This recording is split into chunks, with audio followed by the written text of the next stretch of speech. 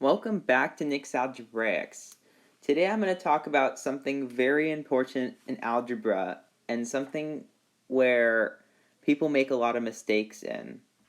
And this is order of operations. So before I get into the video, don't forget to smash that subscribe button and like the video. So in algebra, you're going to see the word evaluate pop up over and over again. And to evaluate an expression means to just find the value. So for example, evaluate 7 cubed, 7 to the power of 3. What this is just 7 times 7 times 7. And we're just going to solve this from left to right. So 7 times 7 is 49, and 49 times 7 is 343. That's all. So what order of operations is it's the rule that lets you know which operation to perform first.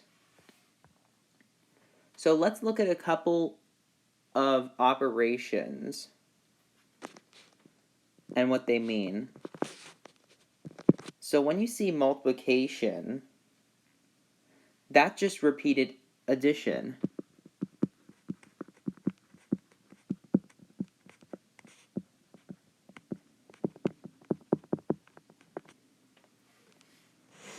So for example, if you have 4 times 4, that's the same thing as 4 plus 4 plus 4 plus 4.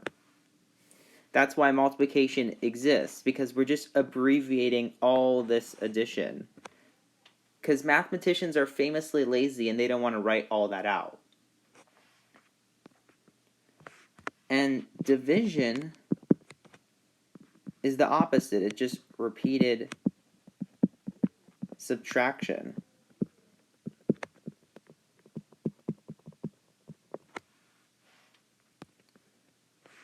For example, if you have 8 divided by 4, that's really asking how many times do I have to subtract 4 from 8 to get to 0?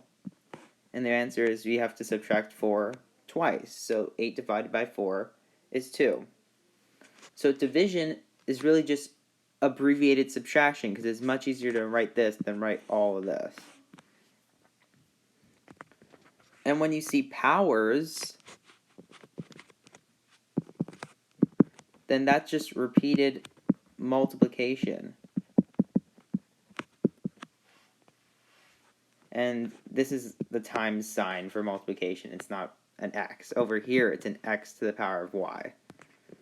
For example, if you have 3 cubed, that's 3 times 3 times 3.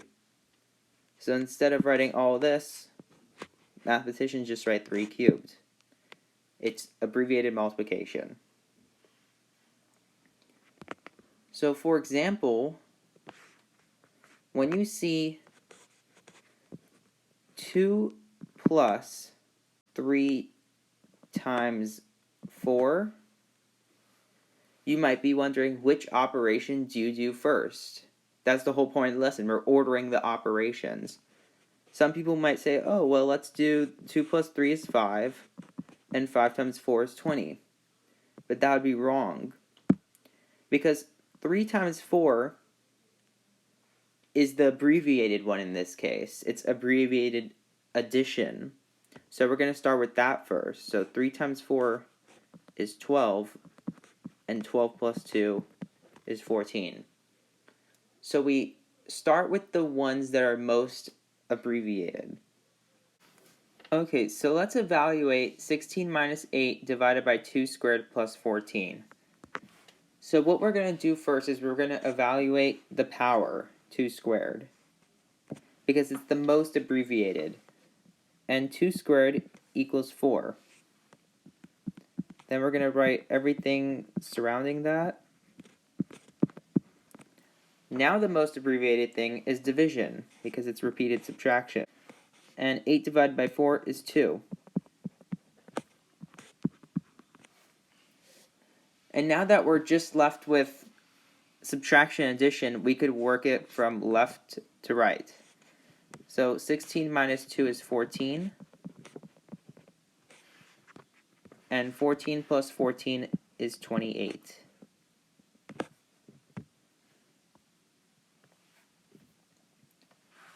Now, as you can see, we have parentheses. And it's a grouping symbol. Grouping symbols are like parentheses, brackets, braces, and they're used to clarify or change the order of operations. So although there's subtraction in the parentheses, we're going to do those first, because like I said, grouping symbols change order of operations. So 10 minus 6 is 4.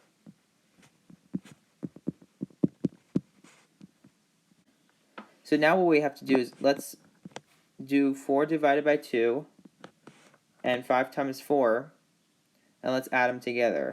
So 4 divided by 2 is 2, and 5 times 4 is 20. So the answer is 22.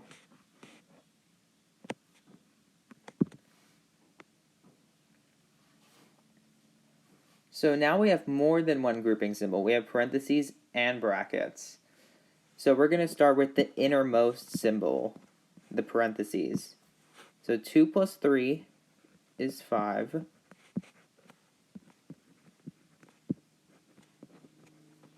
Then we're going to do the power. So 5 squared is 25. Now we're going to do what's in the brackets. 32 minus 25 is 7. And 6 times 7 is 42.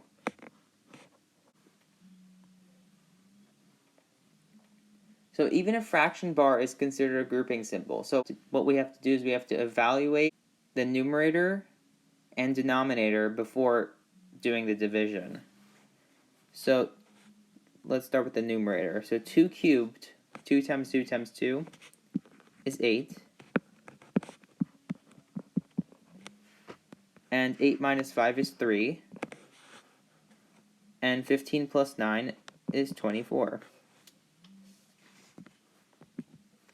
And we could simplify this because they're both divisible by 3. And that'll equal 1/8.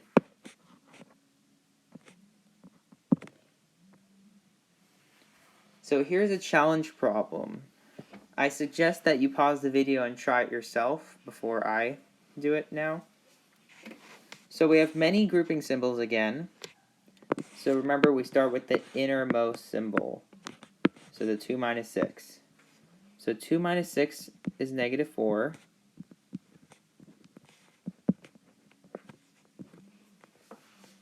And right next to that, we have a negative 7 we can multiply it by. So negative 4 times negative 7 is 28. So 6 plus 28 plus 2.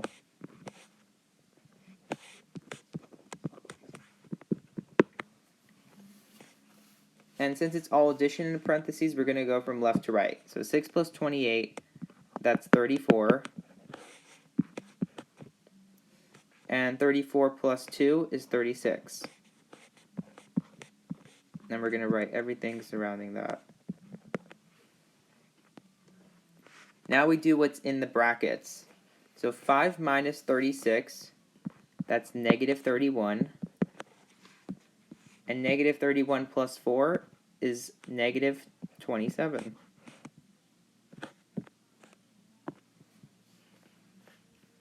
So now let's evaluate all of this. If x equals 4, y equals 5, and z equals 3.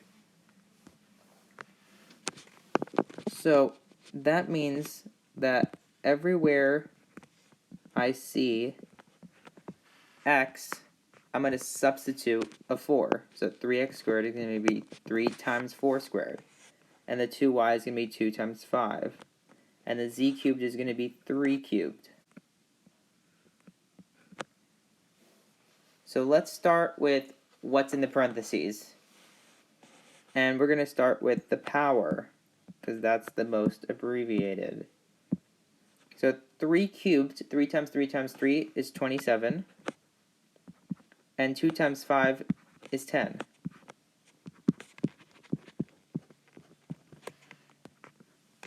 And 10 plus 27 is 37. Now, a common error here is people do 3 times 4 and then square it, but what you have to do is square it first, then multiply, because this is 3 times 4 squared, and the 4 is in the parentheses, not the 3 and the 4. So 4 squared is 16, and we're multiplying that by 3. So 3 times 16 is 48. We're going to add 37 to that. And 48 plus 37 is 85. And that's it for today.